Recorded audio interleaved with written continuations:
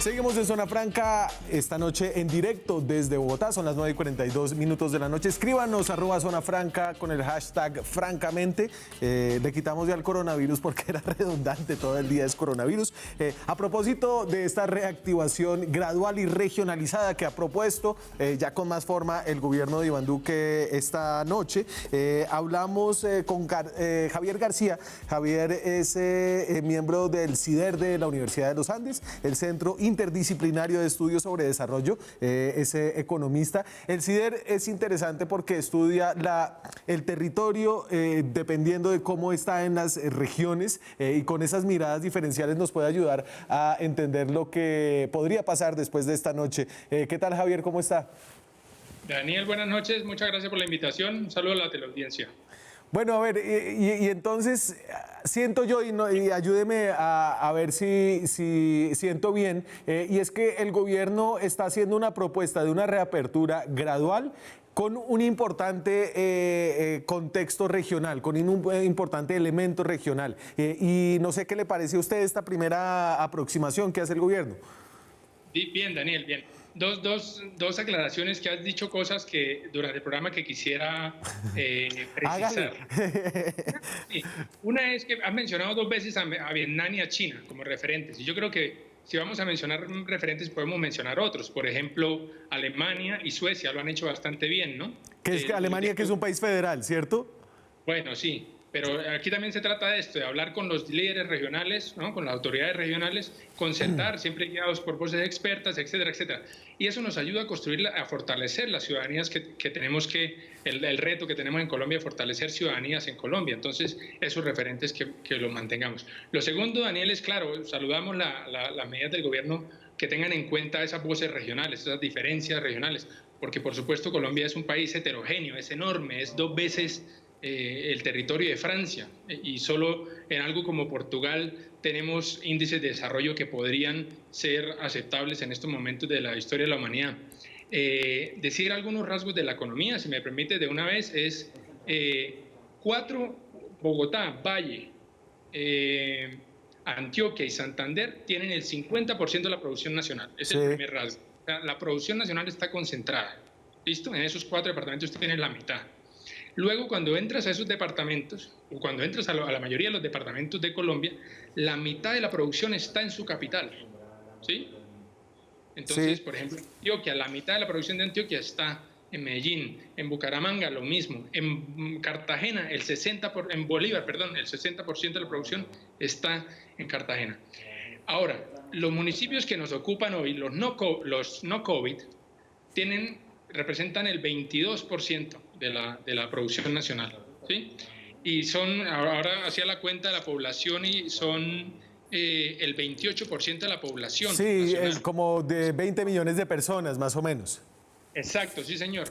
Y un rasgo que nos debe poner a pensar es que, paradójicamente, el hecho de estas regiones que hoy nos ocupan, los 800 y pico municipios, un rasgo que tienen en común es que no están conectados a la actividad nacional, a la actividad económica nacional, y eso paradójicamente hoy los puso a salvo, ¿sí? Claro. Pero una que deberíamos pensar, y quizá en esto lo debemos hablar otro programa post-COVID, es cómo hacemos para construir allí economía, Estado, calidad de vida en esos territorios que hoy vamos a hablar. Pero entonces pues puede ser muy interesante lo que empiece a pasar, y es que vamos a volver un poco a la era de las ciudades-nación, o casi como Atenas era hace más de 2000 años, ¿no? Pequeñas ciudades y municipios que se van a cerrar sobre sí mismos para tratar de evitar que llegue el virus, y que en últimas no sabemos qué tanto van a poder aportar a la reactivación de la economía. Pues otro rasgo que uno podría aventurarse a decir es que estas economías tienen tejidos locales muy fuertes, que de hecho no están conectadas mi primer elemento era, no están conectados casi a la producción nacional, ¿no? Por supuesto, esto es heterogéneo. En esos 800 municipios hay municipios petroleros, municipios agropecuarios, municipios pesqueros, toda esa diversidad. Por supuesto, entonces el primer mensaje que acogemos de lo que está haciendo el gobierno es que no son respuestas únicas las que se van a dar, sino que es el diálogo, y eso lo aclaró el primer persona que habló de parte del gobierno es, se va a hablar con los alcaldes son los que tienen la voz en este momento para decir qué conviene en sus características sociales, económicas, culturales, qué conviene, qué medidas conviene tomar. Y esto es, por supuesto, muy bien recibido. Uno cuando el Estado Central cede poder, que es lo que aparentemente está haciendo el presidente y tiene sus argumentos, cuando cede poder es difícil volver a recuperarlo, y yo siento que el gobierno central aquí no ha querido pelear con los alcaldes, ha querido que los alcaldes hagan todo lo que pueden hacer dentro de los marcos que el gobierno central les da y que sean sus ciudadanías las que los juzguen. ¿Usted está de acuerdo un poco con esa forma de verlo?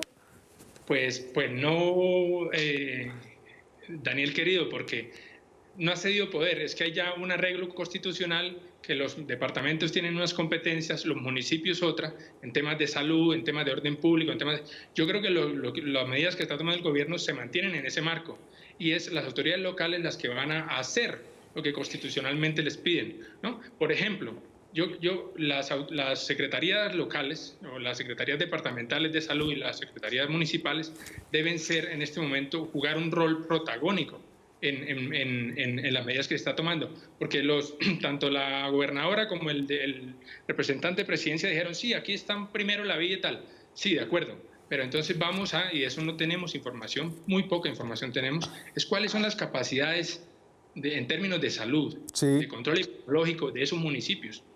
Porque, bueno, esos municipios, todas las medidas, por supuesto, que el transporte intermunicipal se mantiene, que etcétera, etcétera. Yo no vería todo esto que tú dices de control, de que se va a hacer control político y de esas cosas, O sea, usted dice es que esto ya se cedió en la Constitución del 91 y aparentemente no nos habíamos dado cuenta que éramos un país tan descentralizado.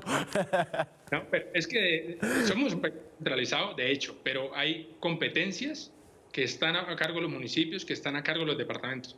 Lo que ocurre es que, digamos, en esa delegación de competencias, la orden del gasto sigue siendo muy centralizada. Entonces, por ejemplo, a los municipios se le envía dinero por transferencias generales del Sistema General de Transferencias, perdón, se le envía dinero, pero se les envía asignado. Esto para educación, esto para salud, esto para alcantarillado. Entonces, claro, los departamentos y municipios, insisto, tienen sus competencias constitucionales, esto es un país con descentralización, pero muchas cosas de las decisiones se toman a nivel central. Parece un poco confuso, pero así es el orden. Pues este país es muy confuso, Javier, afortunadamente es complejo, es difícil de simplificar, por eso nos gusta tanto y nos da tantos temas para hacer programas de televisión.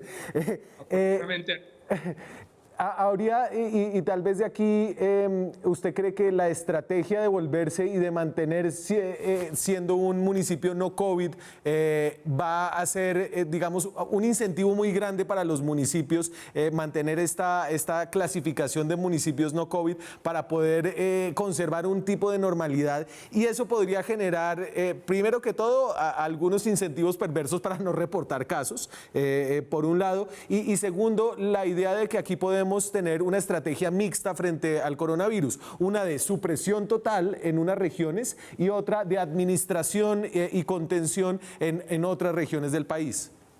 Me parece un buen punto, Daniel.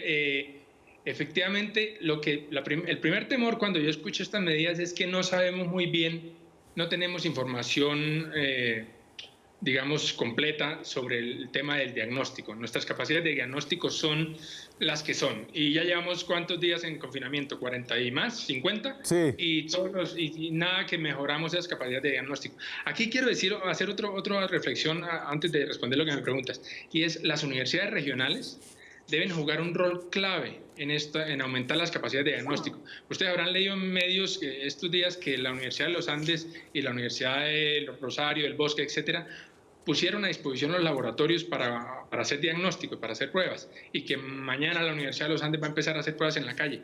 Pues eso debe hacerse también con la Universidad de Antioquia, la Universidad Industrial de Santander, la del Valle. Todas ellas deberían jugar un rol clave en aumentar la capacidad de hacer pruebas. Esto también debería estar en el conjunto de medidas que se están tomando. Claro, y usted hace un muy buen punto, y es que decimos que el 80% de los municipios de Colombia son no COVID, cuando realmente son ni idea, sino ni idea qué está pasando allá, y son...